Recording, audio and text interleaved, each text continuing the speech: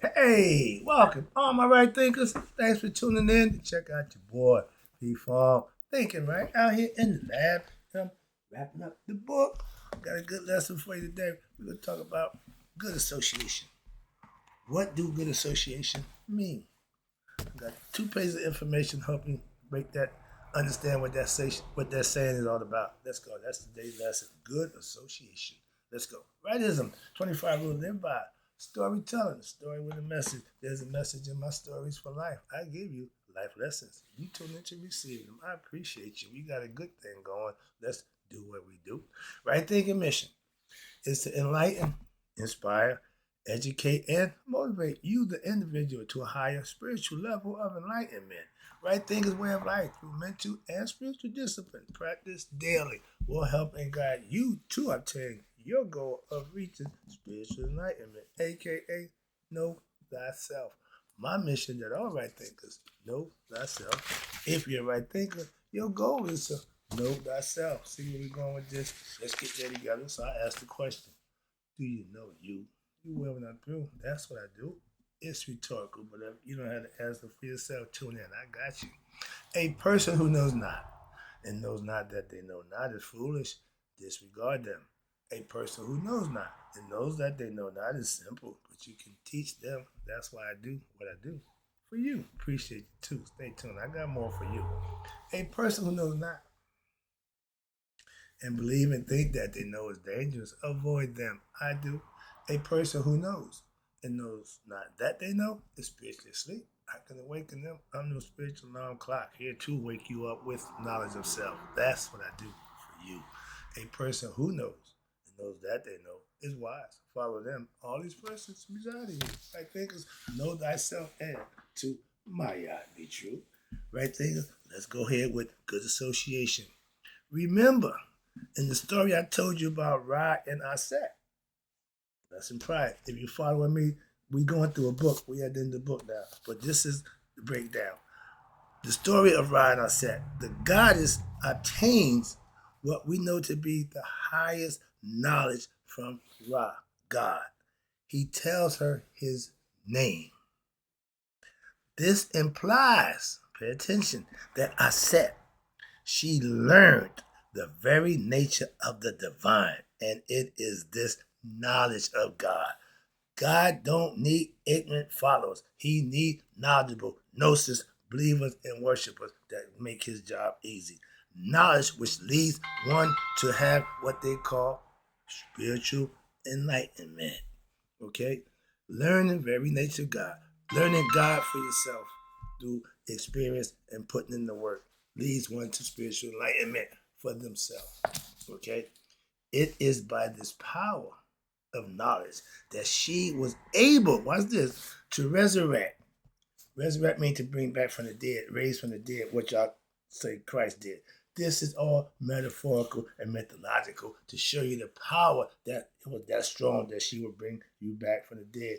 But Asar, her husband, he couldn't maintain life here in the physical world, but her son did. She brought him back in from the scorpion sting. Asar, she put him back, mummified him.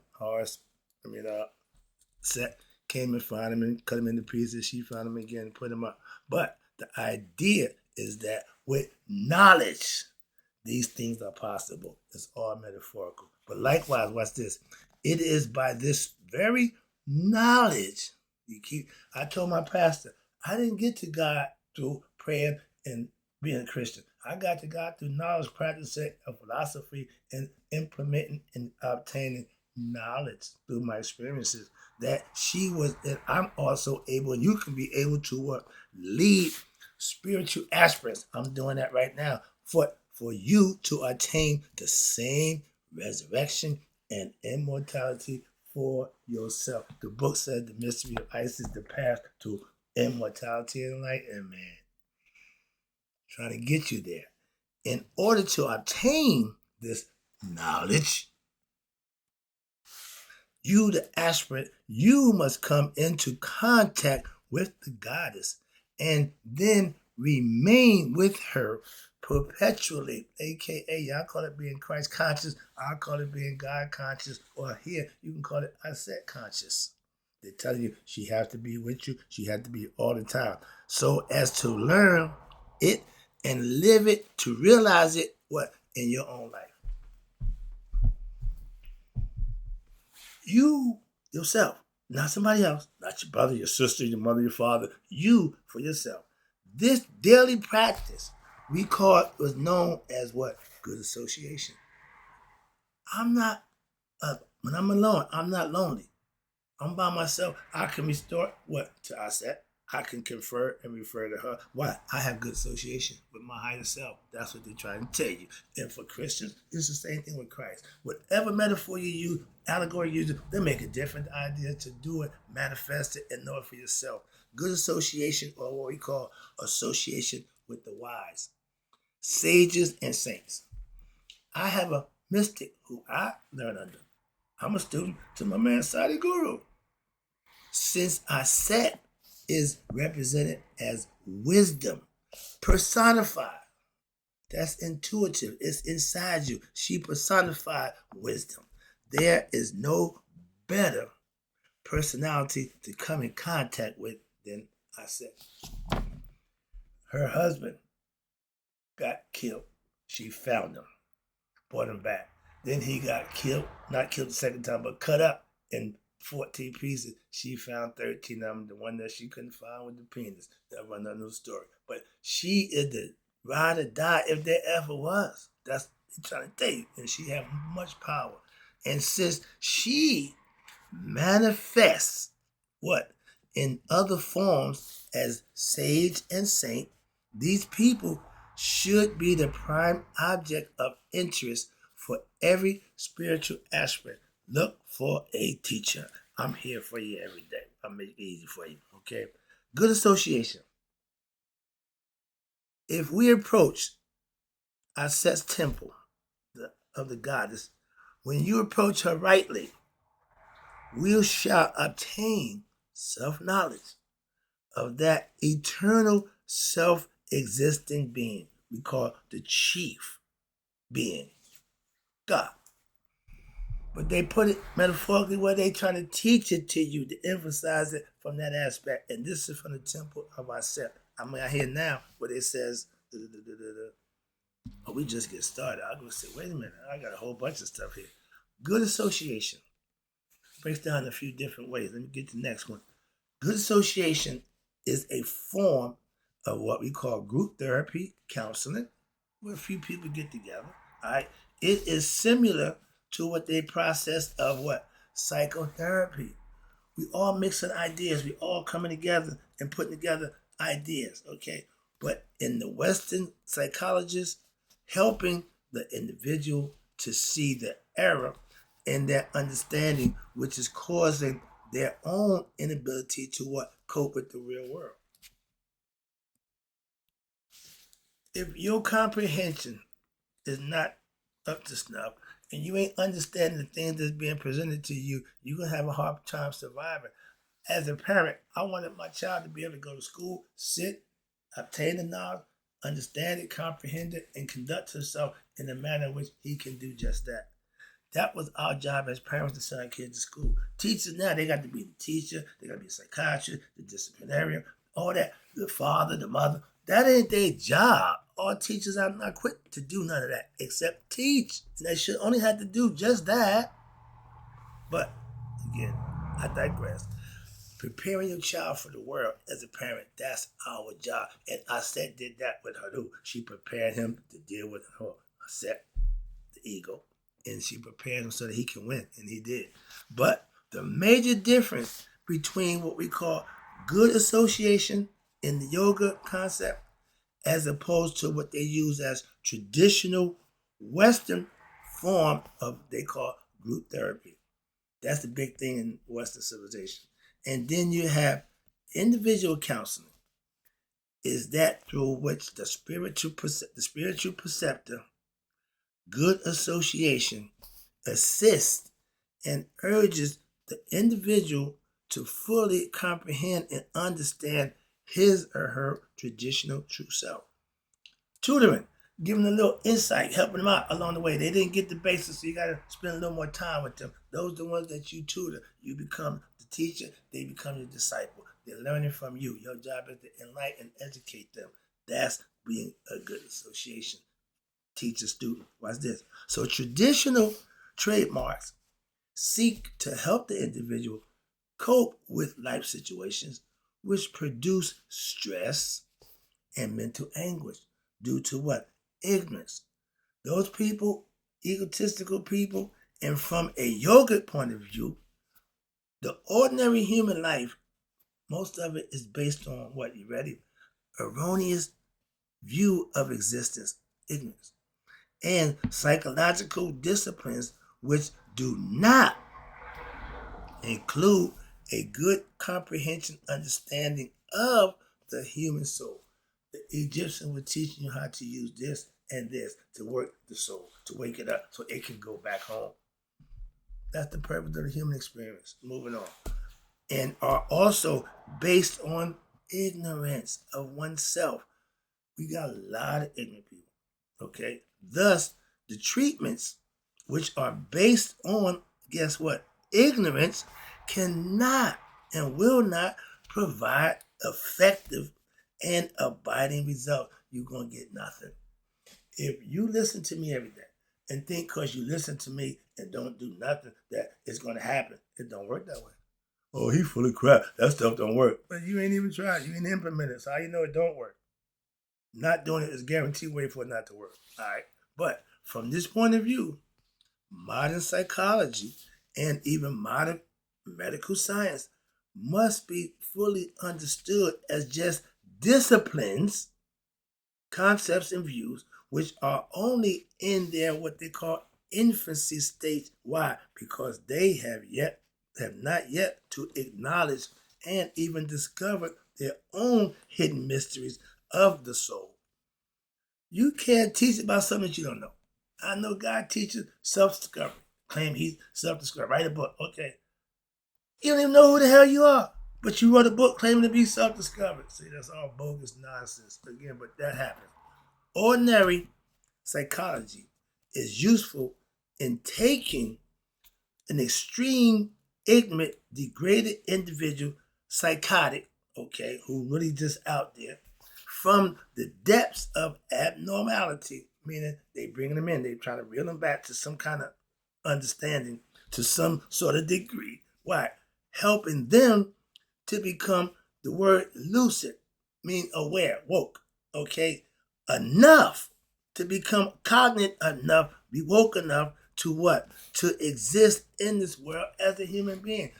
They got mental institutions for people who can't cope with reality.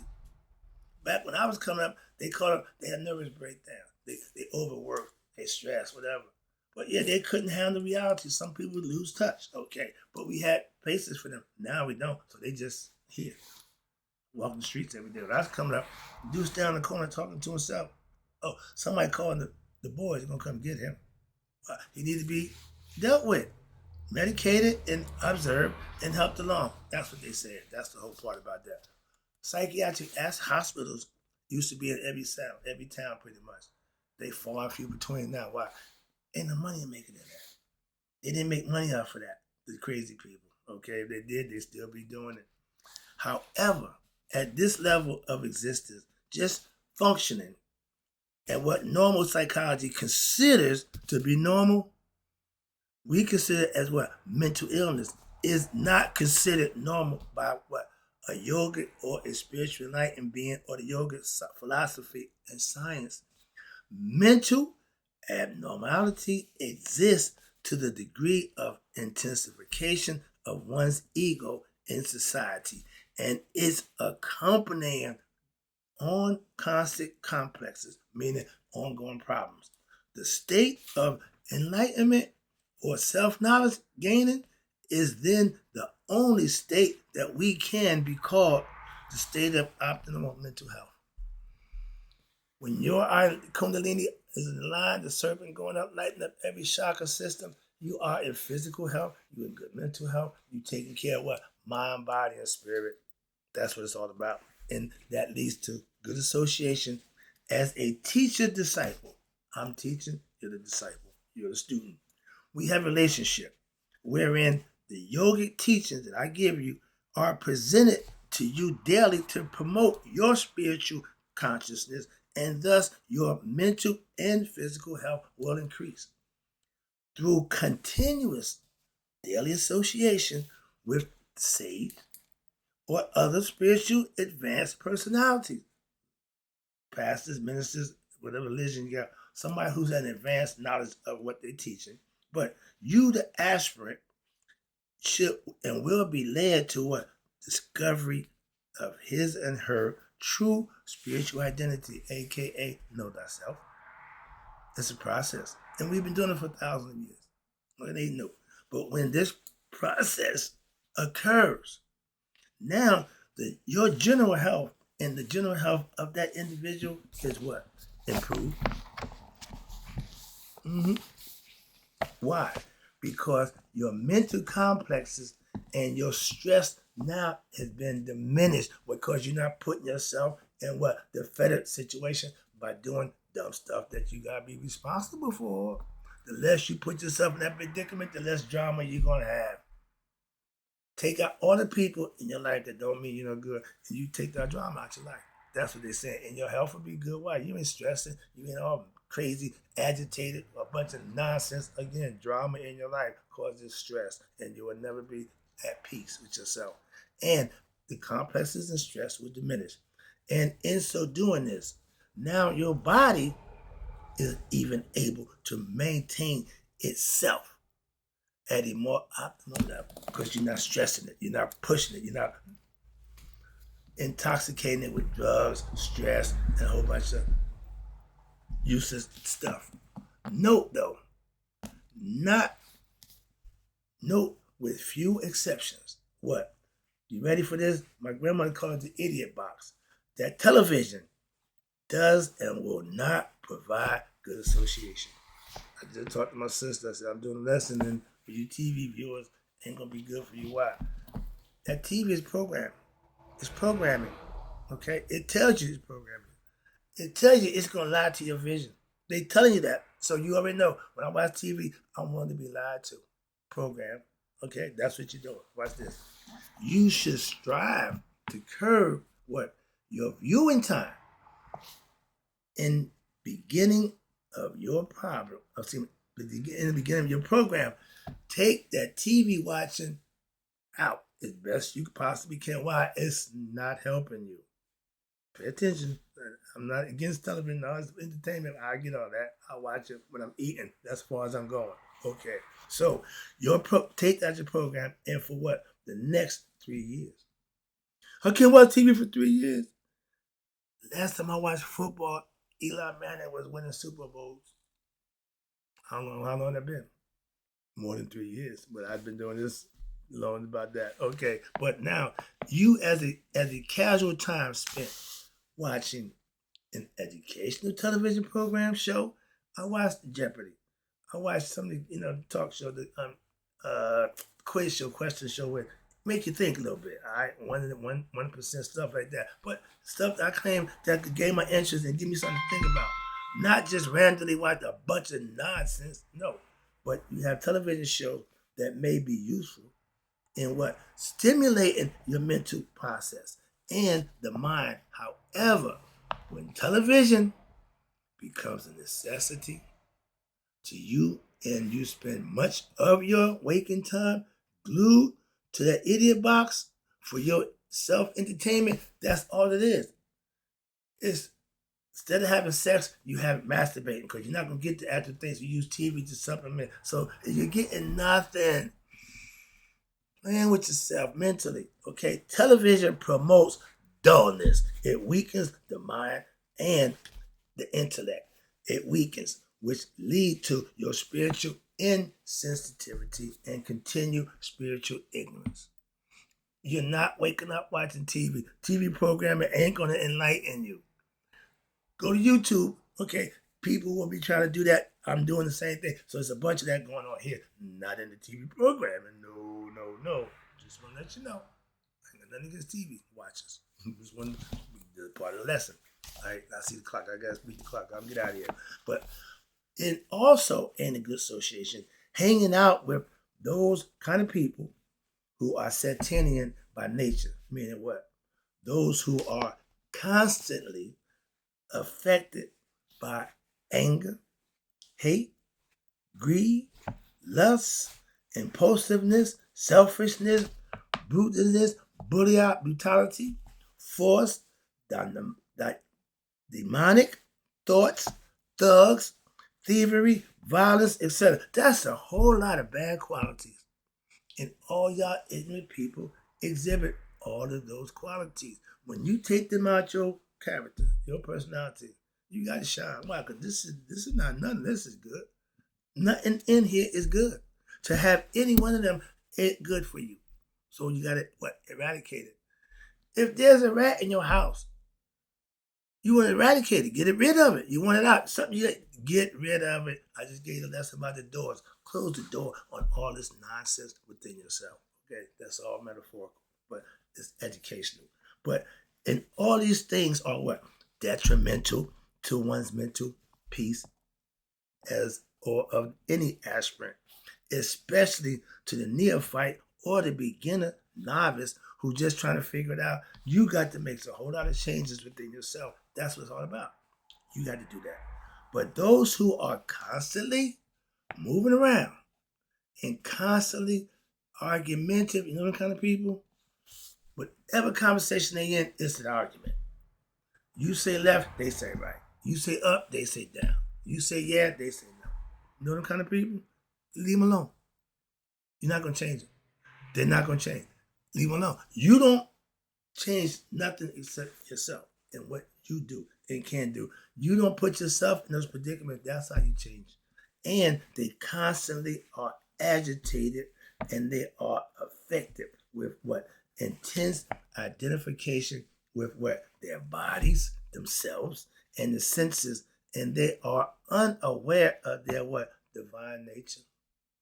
We are divine spiritual beings having a human experience. A lot of us don't know we're divine, so they think they're human. That's what that's saying. Okay, and I can explain to you like that simple. When we get knowledge of self, that's divine knowledge, spiritual knowledge. That's God knowledge. Being ignorant of that makes you human. Okay, let's go. An important feature of this state of mind, which is associated with all those who are what?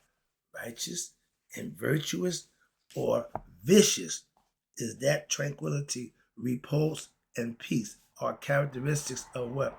Virtuous, while frantic movement and struggles are associated with the vicious. It's either this or that. That's what Maya represents, a choice. You can either be this or you can be that. Your choice. And what's this? These same characteristics of virtue and vice are mentioned in both the ancient Egyptian Maya philosophy. I just told you. I love it. Okay? And even in the Indian Dharma system or moral development and the need for the state of what? Peacefulness of mind is also emphasized as an imperative feature without which progress on your spiritual path cannot occur. We don't do ignorance, okay? We don't do nonsense. If you bring in that, it ain't gonna happen for you. Don't waste your time, okay? But in general, what happened? A mental atmosphere of peacefulness. My pastor said the reason why he learned that book, stayed in books so long, that's all he knew. In his household, that's all that was being done. I ain't got a problem with that. Peacefulness and atmosphere, peacefulness and contentment. You can only be content within yourself with what you do for yourself. Outside stuff can't bring you contentment, okay? But contentment is necessary for the sublime thoughts and aspirations to emerge in one's mind. Otherwise, through a life which is based on pursuing satisfactions of the senses, aka the body, there is constant desires of the flesh and mental agitation to the mind of that individual, and it will always be occupied with what? The petty, negative thoughts and always constant disturbances of the day-to-day life. You living in constant hell that you creating for yourself. due to your ignorance of yourself. See how that go? So therefore, the cultivation, the learning, and the maintenance of serenity, your own peace, and contentment should be a primary goal of all spiritual aspirants, aka right thinkers. You want to be happy and things you can strive to do to make that for yourself. You can gradually wean yourself off of what? First of all, television, and then other negative associations with those kinds of people, and you gradually start engaging in them less and less until what? Until they are no longer needed. Close the door. End those relationships that don't go nowhere, that's non-productive, that wastes your energy. Toxic people, leave them behind alone. Close the door and move on. Now, though in a beginning, you must put forth conscious effort for within yourself. You got to make that conscious effort to what? To be able to abstain from these practices that don't mean you no good. And to now start to engage in your own personal spiritual walk daily. This process will become easier and easier when you're doing it on a regular basis until what? There now is no more effort needed. Why? To sustain your withdrawal from the negative activity. Why? You put yourself, program yourself to do what's right. That's what I'm trying to explain to you. That's where I'm at in life. This is because now the positive spiritual experience, which is what? Blessings. Because I was blessed from doing good stuff, I'm going to continue to do good stuff, and I'm continuing to be blessed.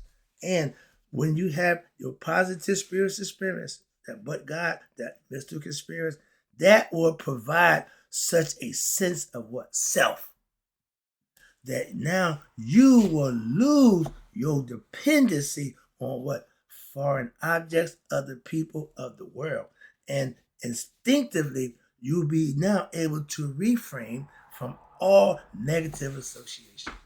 I don't desire to hang out with my old friends. I don't desire to go back to my old things I used to do. I have no desire for that at all in this point in my life, which will disrupt your growing sense in inner peace. To go back to what didn't serve you will harm your peace. In the meantime, you must put in the work daily and with your mind to be abstain, control one's mind to what? Abstain from negative thoughts, negative activities to the best of your ability. I ain't telling you what to do, but to the best of your ability. I just gave you a lesson about addiction. If you can't control what ain't good for you, you're going to kill yourself. Again, work to the best of your capabilities for yourself. You must understand what? That you are not giving anything up. To become a right thinker, you ain't got to stop doing nothing you've been doing. Just as an add-on. Trust me. Extra. In fact, now you will maybe gaining a closer, true relationship with what? Your true higher self. And your true fulfillment in your own inner desires, that now that they in a positive manner, you can start doing what's right and what's good and positive for yourself. And guess what? You'll be rewarded for those actions.